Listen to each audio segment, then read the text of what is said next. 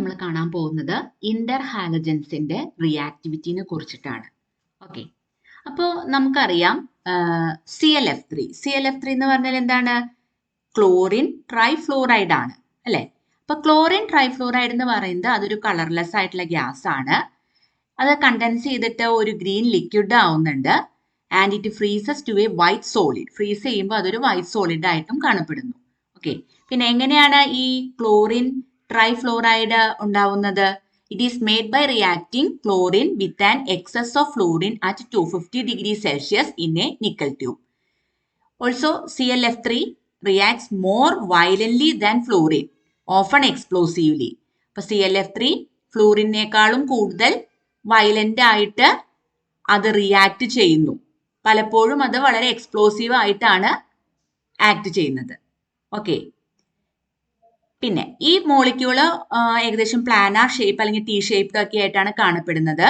മാത്രമല്ല ഇത് manufacture of uranium ഹെക്സാഫ്ലോറൈഡിന്റെ മാനുഫാക്ചറിന് use ചെയ്യുന്നുണ്ട്. അപ്പൊ ഇത്രയൊക്കെയാണ് ക്ലോറിൻ ട്രൈഫ്ലോറൈഡിന്റെ മെയിൻ ആയിട്ടുള്ള കാര്യങ്ങൾ, റിയാക്ടിവിറ്റി എന്നൊക്കെ പറഞ്ഞ് വരുന്നത്. ഓക്കെ, ദെൻ ICl3 എന്ന് പറഞ്ഞാൽ അയഡിൻ ട്രൈക്ലോറൈഡ്. ഓക്കെ, അപ്പൊ iodine trichloride it forms lemon yellow crystals that melt under pressure to a brown liquid. Okay, അപ്പൊ അത് സാധാരണ ഒരു ലെമൺ യെല്ലോ ക്രിസ്റ്റൽസ് ആയിട്ട് കാണപ്പെടുന്നു.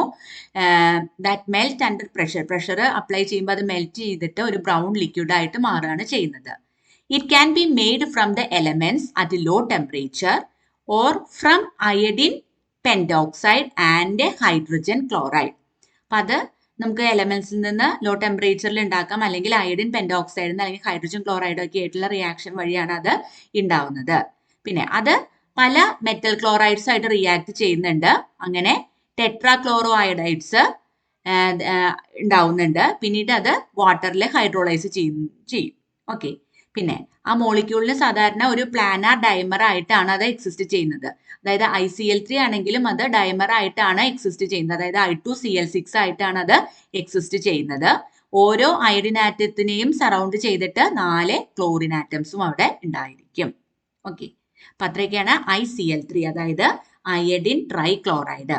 അപ്പൊ iodine trichloride forms lemon yellow crystals that melt under pressure to a brown liquid.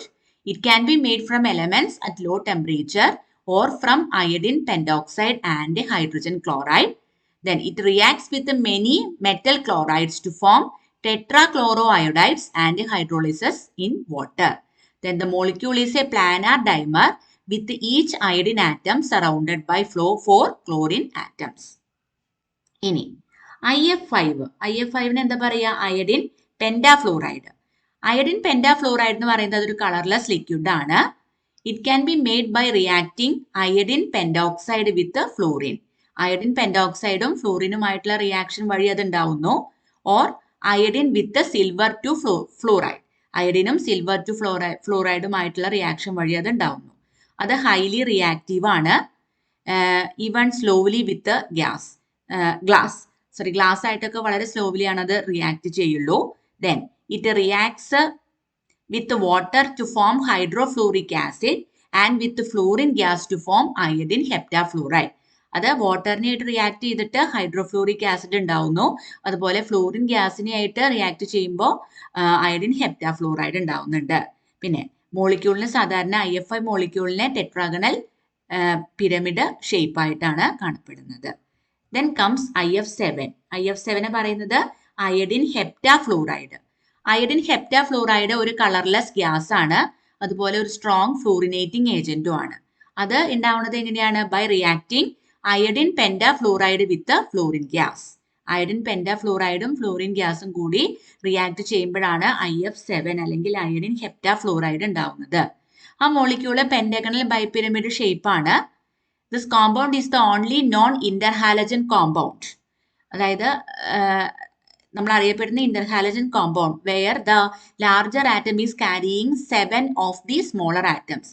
Larger atom ഇവിടെ iodine ആണ്. അത് 7 ഫ്ലൂറിൻ ആറ്റംസിനെ ക്യാരി ചെയ്യുന്നുണ്ട്. അപ്പൊ അങ്ങനെ ഏറ്റവും വലിയ means larger atom carrying larger number of smaller atoms, അതിന് ഏറ്റവും ടിപ്പിക്കൽ ആയിട്ടുള്ള എക്സാമ്പിൾ ആണ് IF7 അല്ലെങ്കിൽ അയഡിൻ ഹെപ്റ്റാഫ്ലൂറൈഡ് എന്ന് പറയുന്നത്.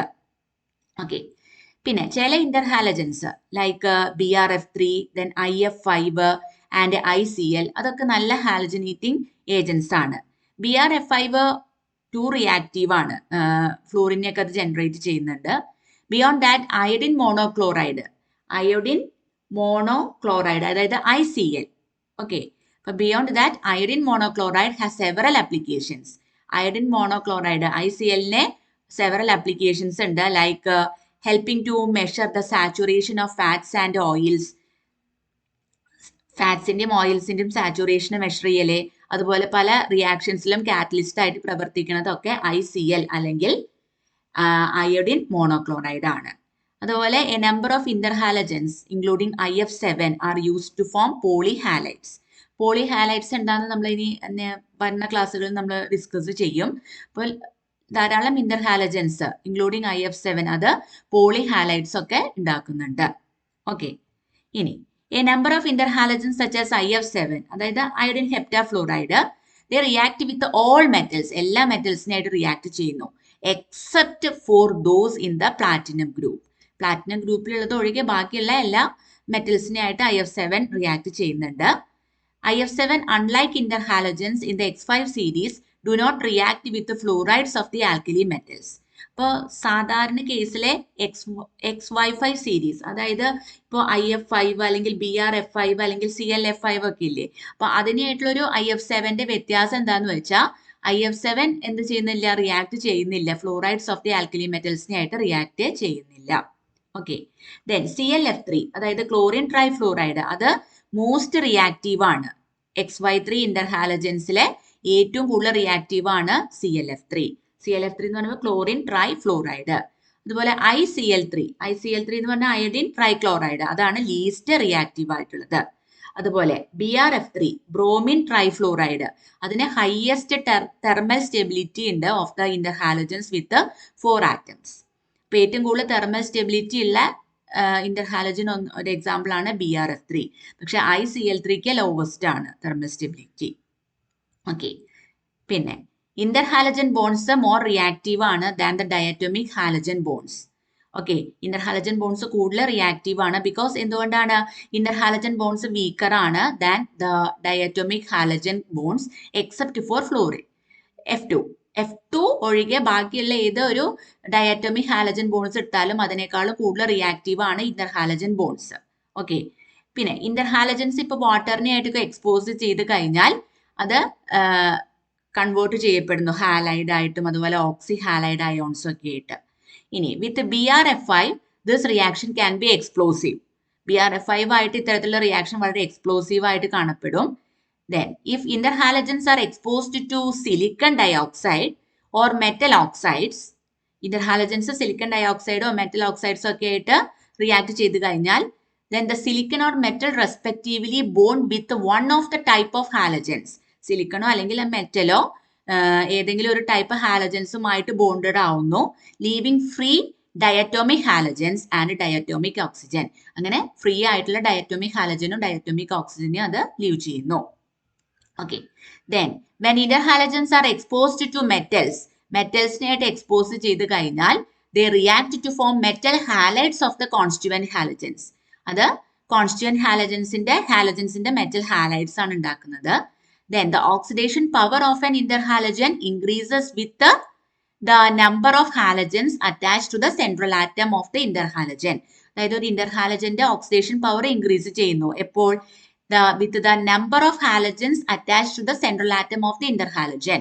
Halogens central atom of the interhalogen ആയിട്ടുള്ളത് നമ്പർ ഓഫ് ഹാലജൻസ് ഇൻക്രീസ് ചെയ്യുന്നത് അനുസരിച്ചിട്ട് ആ ഇന്റർഹാലജന്റെ ഓക്സിഡേഷൻ പവറും ഇൻക്രീസ് ചെയ്യുന്നു. അതാണ് പറയുന്നത് the oxidation power of an interhalogen increases with the number of halogens attached to the central atom of the interhalogen as well as with the decreasing size of the central atom of the compound.